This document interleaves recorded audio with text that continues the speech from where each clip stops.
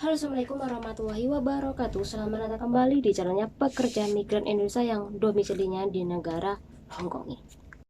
Dua kategori video yang bakal kita bahas, yaitu yang pertama mengenai kasus dan yang kedua adalah mengenai informasi tentang karantina.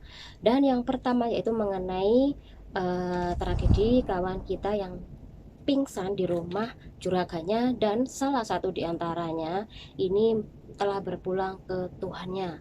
Dan tentu kawan-kawan harus tahu bagaimana penyebabnya, dan ini ada sangkut pautnya sama cuaca dan ibaratnya adalah kerja yang lumayan banyak. Bagaimana tentang kasusnya, kita akan bahas sampai habis, dan jangan lupa di share video nih. Oke, ini kejadiannya adalah hari Kamis pagi ya, dan juga malam. Namun informasi yang aku dapatkan di jejaring sosial miliknya orang lokal, yaitu malam ya, malam jam 11-an, yang dimana malam Jumat ya, ini ada dua PRT pingsan di rumah juraganya. Dan PRT yang pertama ini tinggalnya di Wong Tai Sin di Ritme Garden Choi Hung Road ya. Ini sekitar jam 8:14, yaitu sekitar umur 20-an pingsan. Kemudian yang kedua yaitu Mbak PL, yang dimana umurnya adalah 48 tahun. Dan kemudian pagi setelah dia pingsan, ini dinyatakan mbaknya ini telah berpulang ke Tuhannya. Nah, dari dua kejadian ini kita ngelihat ya bagaimana cuacanya. Ini panas banget beberapa hari ya, baik ini hari pun cuacanya panas banget ya. Coba lihat ya.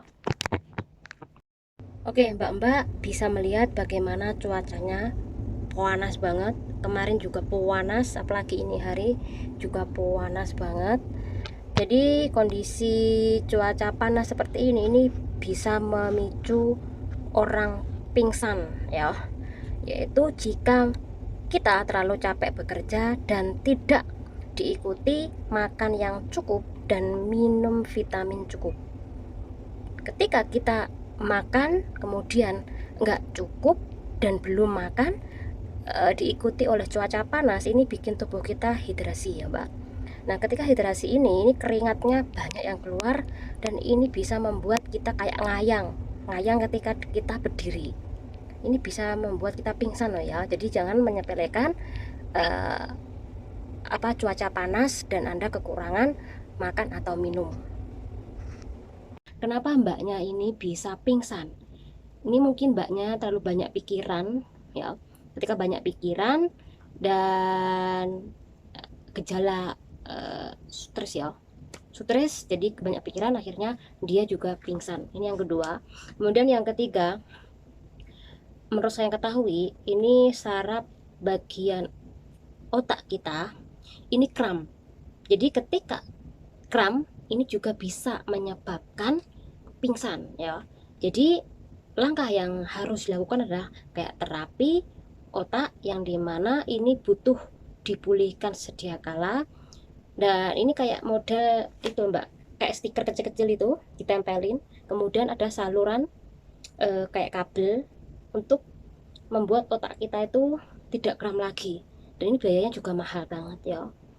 Jadi usahakan kawan-kawan kalau kerja tetap minum air yang banyak dan kipasan.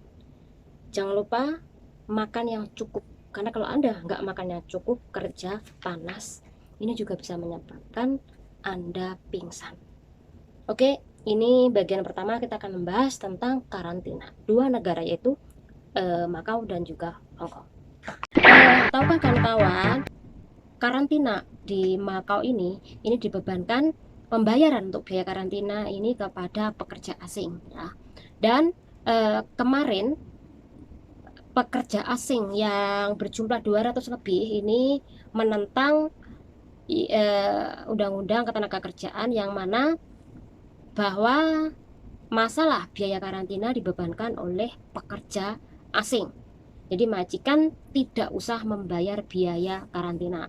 Nah, ketika mereka melakukan aksi DEMO sampai larut malam, tapi tidak ada keputusan atau mereka tidak berhasil ya di dalam tuntutan mereka. Dan salah satu penanggung jawab ketenagakerjaan ini bilang bahwa undang-undangnya dari dulu tentang masalah biaya karantina ini sudah diatur bahwa juragan tidak membayar biaya karantina.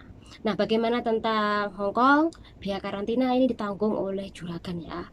Padahal karantina ini nggak kayak sekarang. Kalau sekarang kan 7 hari ya.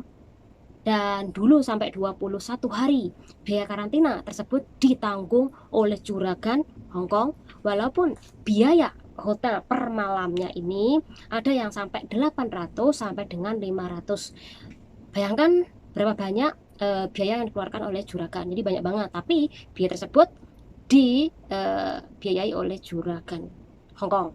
Sedangkan kalau di Makau sana, walaupun cuma 5 hari, tetap adalah tanggung jawab PRT itu sendiri dan si bos lepas tangan tuh ya.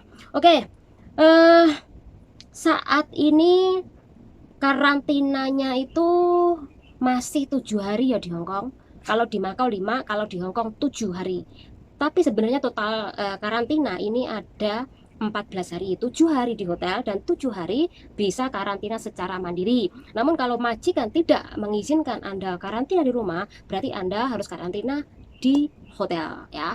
Nah, karena ada kejadian kemarin ya, teman di Facebook saya itu mengalami kena denda sebesar 10.000 dolar sini karena ia lupa atau tidak mentaati karena lupa ya, yaitu melakukan tes swab. Jadi dia lupa.